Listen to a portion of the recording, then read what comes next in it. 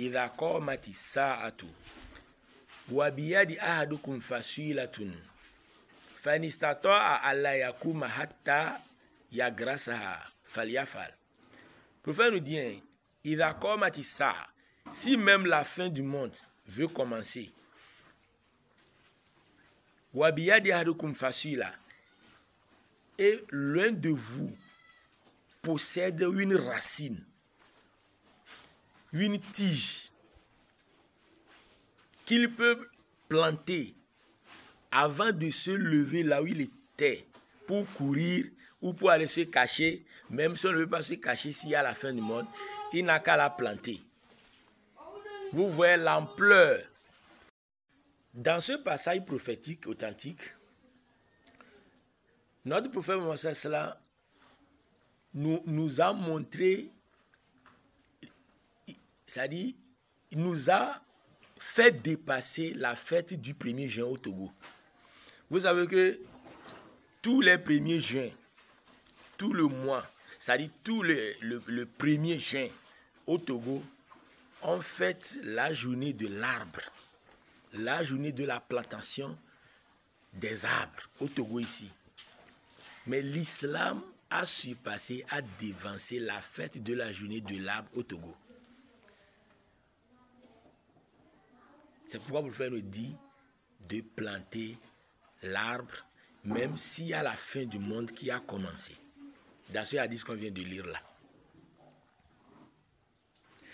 Et aussi l'islam, Dieu nous a enseigné en islam la protection de l'environnement et de la nature en global, en nous demandant de rendre propres les rues, les routes, les chemins.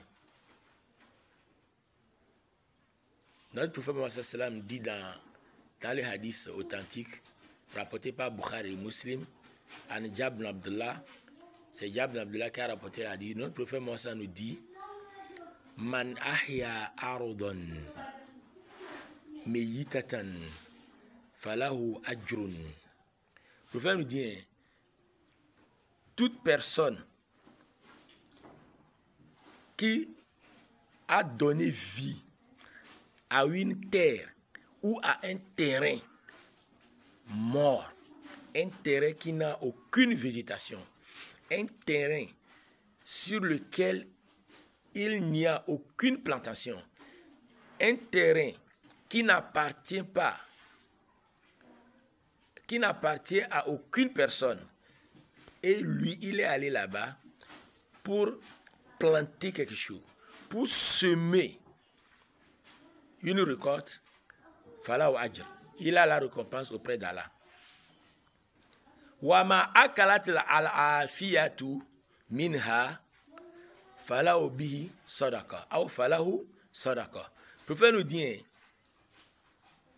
tout celui qui, ou tout être qui va manger dans cette plantation, dans cette récolte qu'il a plantée, sur ce terrain ou cette terre, il y aura une récompense auprès d'Allah, ça lui sera une aumône.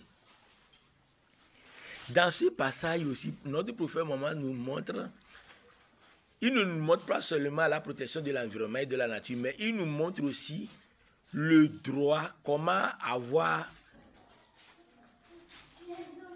le patronage ou la paternité sur un terrain. Le prophète nous montre que si tu es le premier à s'installer sur un terrain, sur une terre, sur un sol, et que tu as donné vie à ce terrain ou bien à cette terre-là t'appartient, ce terrain-là t'appartient, tu deviens le propriétaire de ce terrain. C'est pourquoi le prophète nous dit, tout celui qui a donné vie à un terrain qui n'appartient à personne, il devient le propriétaire de ce terrain. Il peut vendre ce terrain-là ou une parcelle de ce terrain-là à qui il veut et prendre l'argent. Ça veut dire que tout ceci fait partie de la protection de l'environnement et de la nature en global. C'est pourquoi aussi Allah, ou bien notre Créateur Dieu, nous a enseigné la protection de l'environnement et de la nature en global, en nous demandant de rendre propres les rues, les chemins. Dans ce hadith, Notre prophète Mohammed nous dit, c'est un hadith qui est rapporté par Imam Bukhari. Notre prophète Mohammed nous dit, Man amato adha min tariq al-muslimin falahu ajr. Le prophète nous dit, Man amato tariq Man amato adha min tariq al-muslimin kutibat lahu hasanatun wa man tukubbilat minhu hasana